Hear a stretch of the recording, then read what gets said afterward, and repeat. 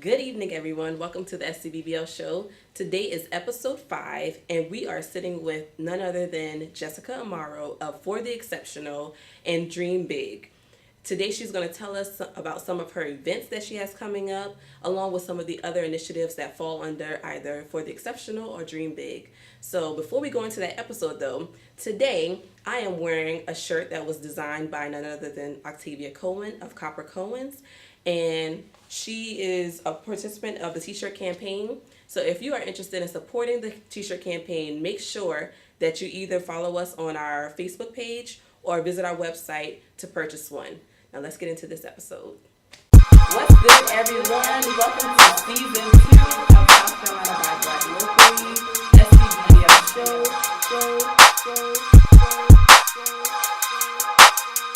What's good, everyone? Welcome to season 2 of South Carolina by Black Locally, SCBBL show. Good evening, everyone. Welcome to the SCBBL show. Today, our special guest is Jessica Amaro For the Exceptional and Dream Big. Hi, Jessica. Hey, how you doing, Candace? Great. I'm so excited to have you on the show today. I'm excited to be here. So we always start off with just tell us about Jessica. Jessica, I'm a Charleston native. I grew up here, and I've definitely built a life here. I have a special needs sister, so that is one of my first. As being an older sibling, I was always tasked with the responsibility of just looking after her. And as she got older, it became something that I built my life around.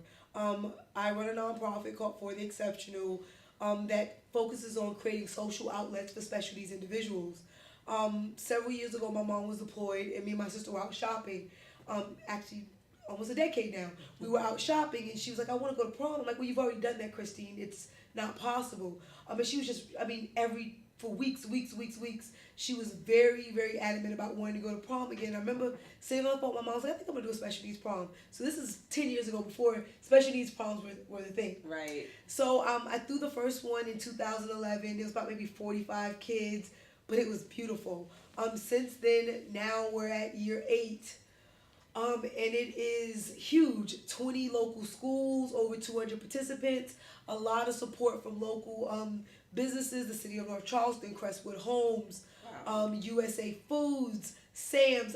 But it took time to get there, but definitely we've become this homegrown organization that definitely takes providing social outlets to special needs individuals to the next level.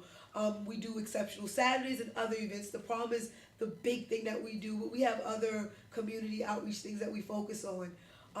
The need itself is that when you have these special needs individuals that age out of school, there isn't a lot. Right.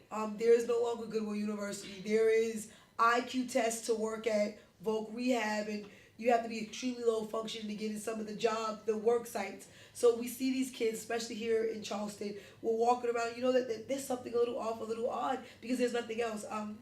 I spend a lot of hours in special needs classrooms, and I see our age-out kids, especially our boys, walking around the city of North Charleston, and a lot of them know me. I make sure that they know about the events that I'm doing. And trying to connect them with other people that are doing things. Wow. So That's amazing. For one, taking the idea and then making it come to reality.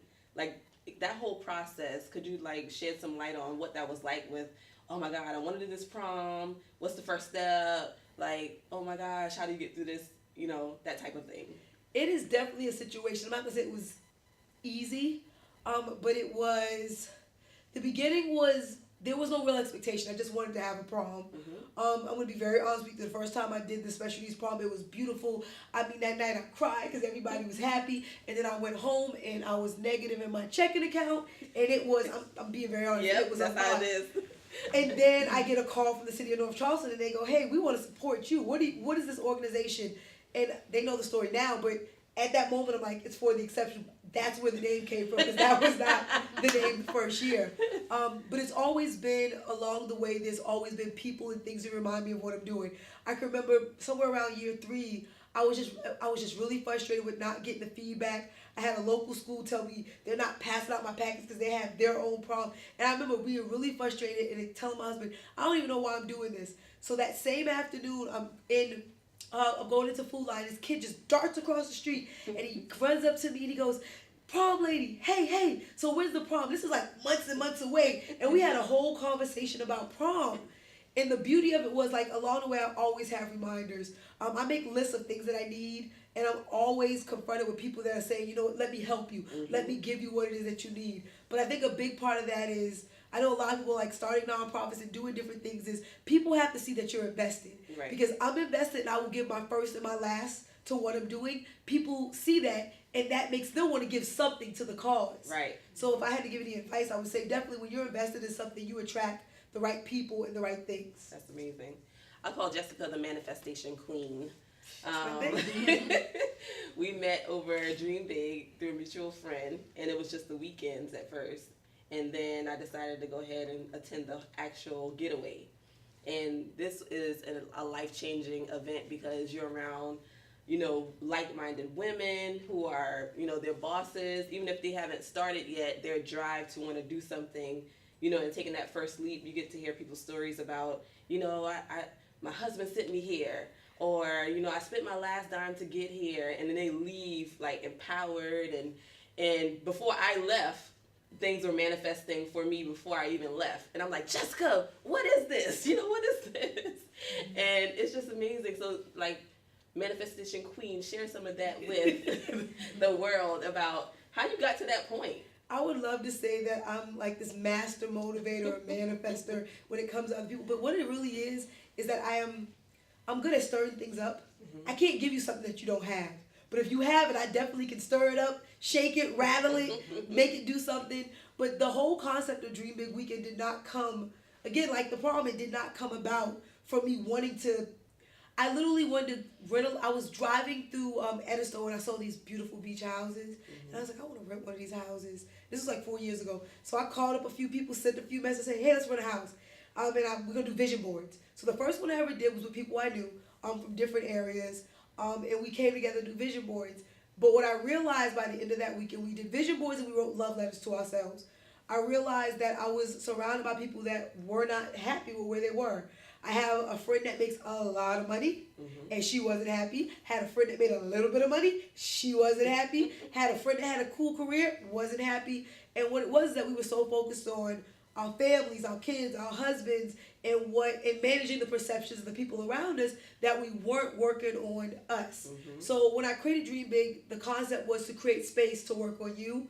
And since then it's evolved to making sure that I'm choosing the right women that are really, because I can't give you something that you don't have, women that have vision. And you came to the one in Asheville, which was explosive. Yes. So it's definitely about creating space, but it also helps me because I need that time as well to manifest and explain to people what manifestation is. In general, it's literally speaking things into existence, but as soon as you drop a drop of doubt in there, it disappears. So you got to have people around you, and you got to speak about it as if it's there. And when you're in these groups and these Dream Big weekends, we're all speaking as if these things have already happened, and they start to happen. Exactly, before you leave. For some people, before you leave. Yeah, and then we created those relationships, and those relationships still exist to this day, you know, from that weekend. So that's kudos to you on following your vision, making it come to reality, and spreading the joy amongst your other sisters. So kudos on that. And so tell us some of your deliverables from like Dream Big Weekend. You have like books out, workbooks out. I got so many things. Yeah, like share some of that.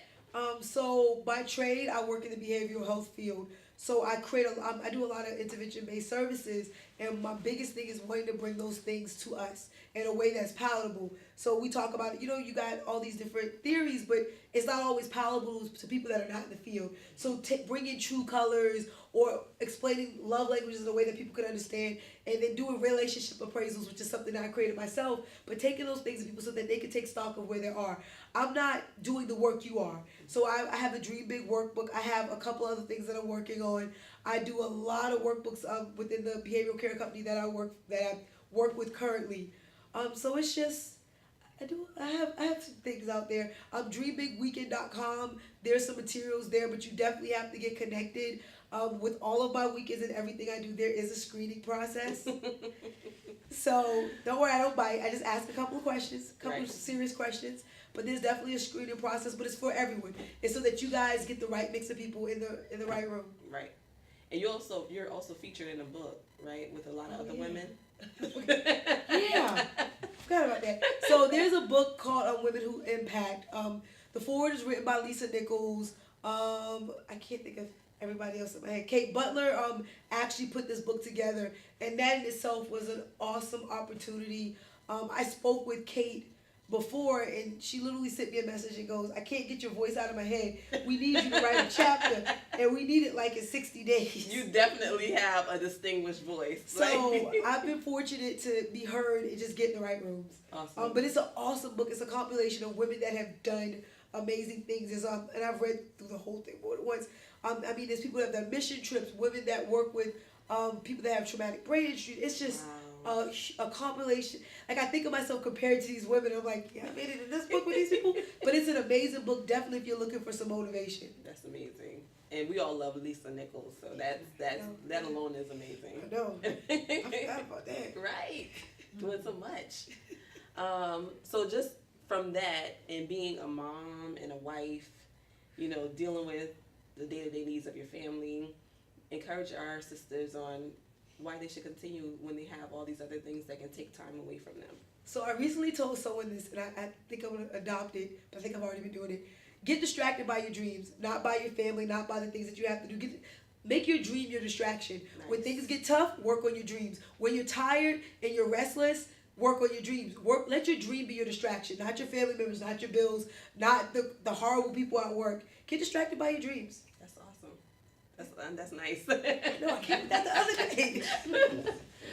So, Jessica, is there anything else that you want to share with everybody? Do you have any events coming up that you want to let us know about? We have a very special prom at the North Charleston Fire Museum on May 18th. We have a great group of volunteers, but we're always looking for more. We have a huge craft party on May 3rd in order to prepare for the prom. The next Dream Big weekend is actually in September. It's a 4-day weekend in Asheville, and that will be posted later this week, and that's the 12th, I think, through the 15th. But definitely working on some other things as well. All right. So just stay tuned. You can follow me on social media. Instagram, I am Jessica Amaro. Facebook, Jessica Amaro. And I'm public, so you can just look. Take a look. Well, that's what I was going to ask you. How can people follow you? So that was my closing question. Do you have anything else that you want to share? This was awesome. Thanks for the opportunity. Thank you so much for coming on. It's your girl Candace signing off with South Carolina by Black Locally. We'll see you next time.